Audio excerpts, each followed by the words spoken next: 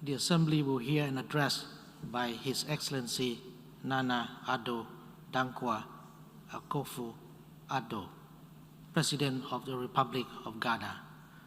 I request protocol to escort His Excellency.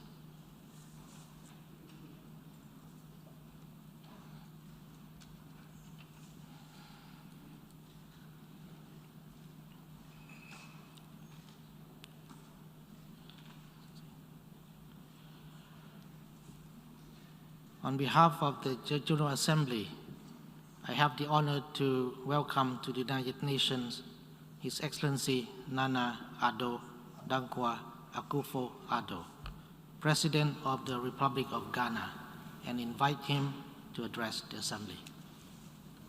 Mr. President, I congratulate you warmly on your assumption of office as President of the General Assembly, the Assembly of Humanity, and wish you well in the management of our affairs.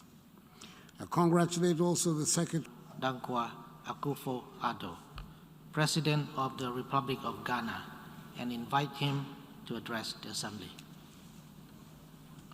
Mr. President, I congratulate you warmly on your assumption of office as President of the General Assembly, the Assembly of Humanity, and wish you well in the management of our affairs. I congratulate also the Secretary General on his unanimous re-election for a second term. The common agenda that he has outlined provides us with a powerful framework within which to tackle effectively global issues in these first decades of the 21st century. The presence here in New York of 102 leaders of nations in this 76th session tells us of our resolve to return the world to normalcy. We're not there yet, but we're making considerable progress. Back in 2017, when I made my first appearance at the General Assembly as the newly elected President of Ghana, I said neither Ghana nor Africa wanted to be scars on anybody's conscience. I said we want to build economies that are not dependent on charity and handouts, because long and bitter experiences have taught us that no matter how generous the charity, we would remain poor. Between 2017 to 2020, Ghana recorded an average growth rate of 7%, amongst the highest in the world. In 2020, when the global economy in sub-Saharan Africa is contracted by 3.5% and 2.1% respectively, Ghana was one of the few countries that produced a positive growth rate. This is a testament to our determination to build a Ghana beyond aid. 1 year on, although infection rates and deaths are relatively lower in the region, the virus's impact on economies and livelihoods has been damaging. The latest numbers from the African Development Bank indicate that African economies, which contracted by 2.1% in 2020, are yet to return to pre-pandemic levels. More than 30 million Africans fell into extreme poverty in 2020, and nearly 40 million could do so in 2021. The social impact has been devastating. Over 103 million African jobs have been lost. Women, who account for 40% of total employment, have been most hard hit. Mr. President, we're listening to the scientists. It is evident that vaccination is the way to protect populations and revitalize societies. To vaccinate 70% in the shortest possible time, as is being done elsewhere in the world, means some 900 million Africans have to be vaccinated.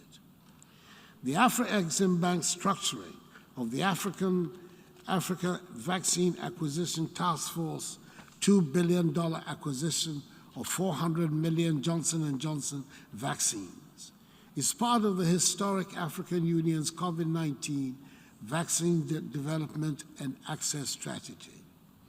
It is a critical milestone in our collective fight against the pandemic, in a continent suffering the worst brunt of vaccine nationalism.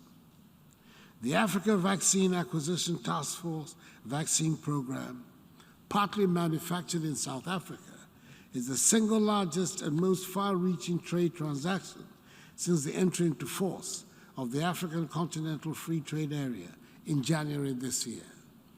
It is eloquent testimony to the benefits of domestic production and pooled procurement in Africa as envisaged by the African Continental Free Trade Area Agreement. Ghana agrees with the call of the Rome Declaration of Global Health for voluntary licensing and technology transfers to boost vaccine production. The African Union is working with WHO, WTO, and other global partners to expand its vaccine manufacturing and deployment. We in Ghana have so far received 5 million doses, which have been administered to frontline health workers and those classified as being most at risk. 5 million is not a figure to be sneered at, particularly when we consider the situation in many other African countries. We're grateful that our efforts in the management of the pandemic and vaccine distribution have been recognized, and we have received these amounts so far. We're still hoping to vaccinate 20 million of our people by the end of the year. One unfortunate development appears to be the recent measures on entry into some countries in Europe, which suggests that Covishield, the Oxford AstraZeneca vaccine manufactured in India, is not recognized by these countries. What is intriguing is the fact that this vaccine was donated to African countries through the COVAX facility. The use of vaccines as a tool for immigration control will be a truly retrogressive step. Mr. President, the last time there was such an upheaval in the world was during the Second World War, which led to the establishment of a new world order. This organization, the United Nations, and the other Bretton Woods institutions were created to maintain international peace and security, help rebuild the shattered post-war economy, and promote global economic cooperation.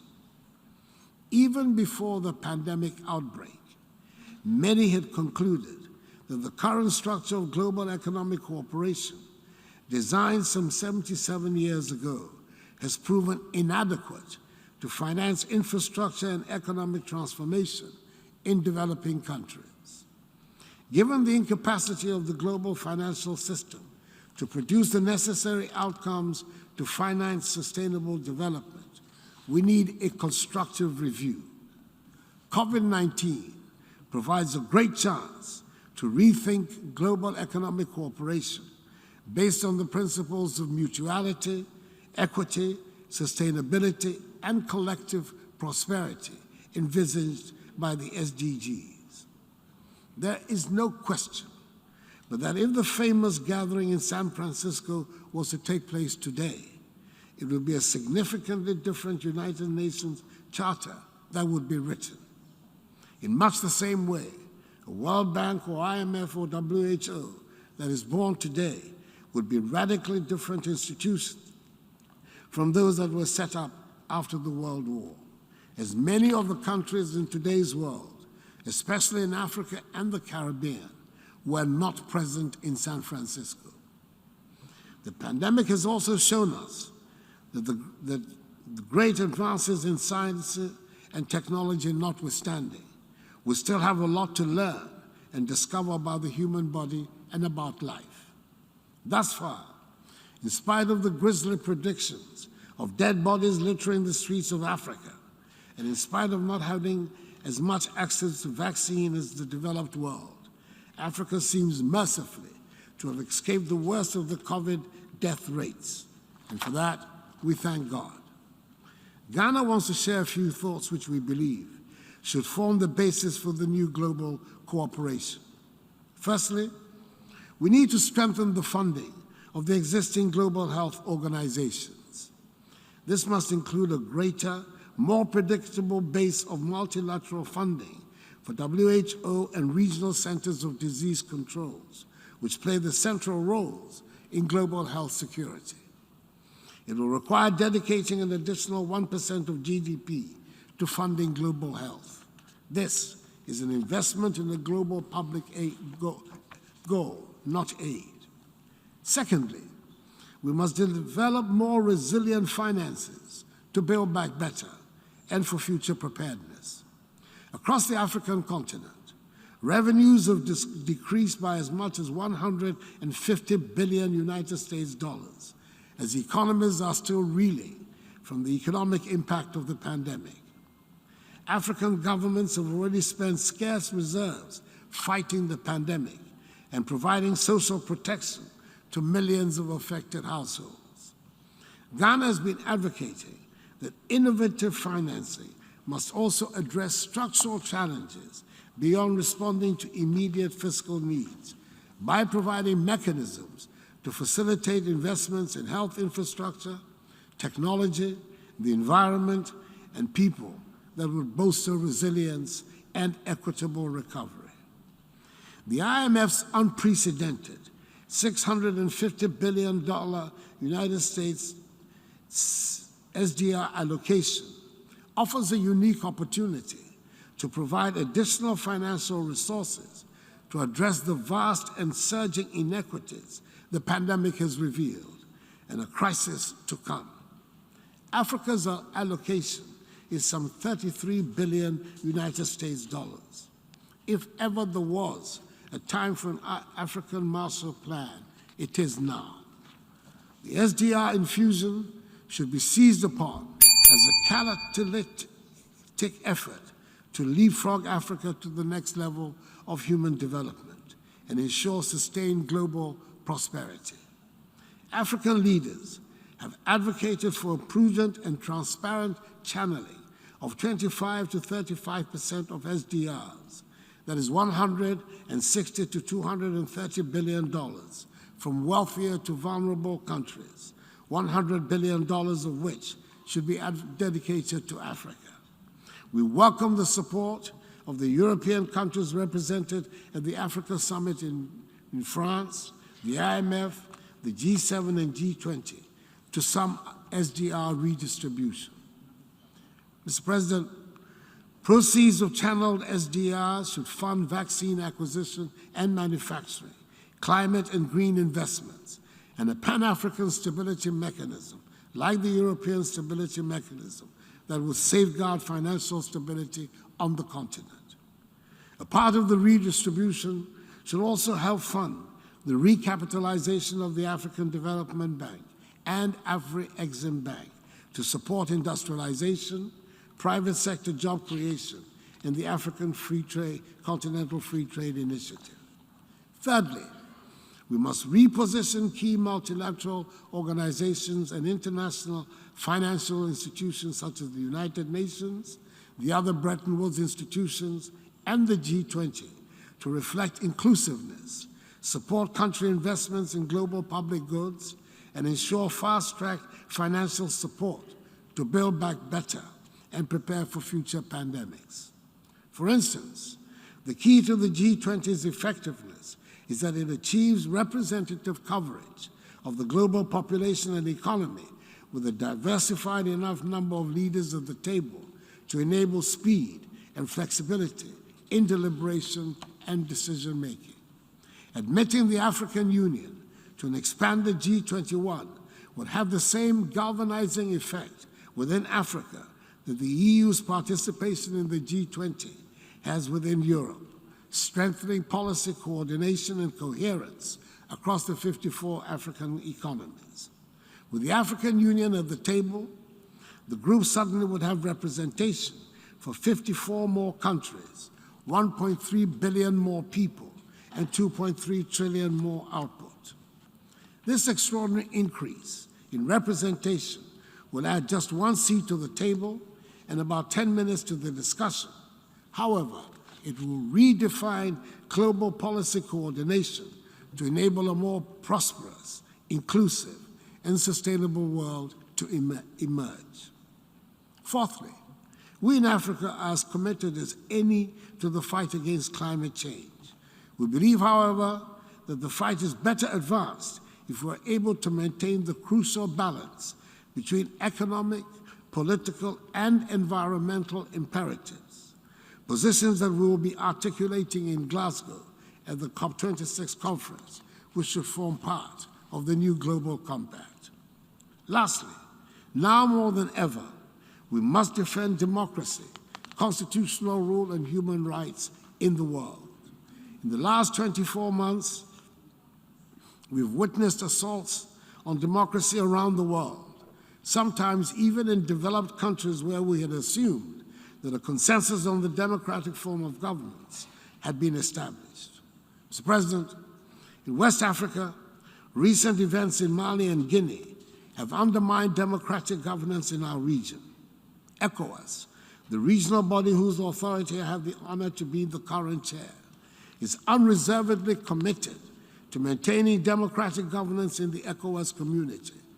That is why both Guinea and Mali, foundation members of the community, have been suspended from its organization pending the restoration of democratic governance. We welcome the support of the United Nations for the measures taken. ECOWAS has given Guinea 6 months to do so and requested the immediate release of President Alpha Condé. On my visit to Conakry last Friday, the military leaders indicated their willingness to see to his imminent release, and it is our hope that they will keep to their word. The authority has also made it clear to the military government in Mali that it is not prepared to negotiate an extension to the February deadline for the holding of democratic elections, as the essential steps to be taken can, with political will, be effected within the ECOWAS-sanctioned timetable. It is better that a government with a democratic mandate be in place as soon as possible to implement the necessary reforms for the future stability and growth of Mali, thereby enhancing capacity for the all-important fight against terrorism in Mali and in the wider Sahel. We in Ghana highly resolve that we will continue to defend democracy and constitutional rule and uphold human rights. We shall work to strengthen the institutions that support democracy in our country and in our region. We shall continue to support the United Nations and other international organizations to help remind us that indeed, no man is an island entire of itself. I thank you for your attention. On behalf of the General Assembly, I wish to thank the President of the Republic of Ghana for the statement just made, and I request protocol to escort His Excellency.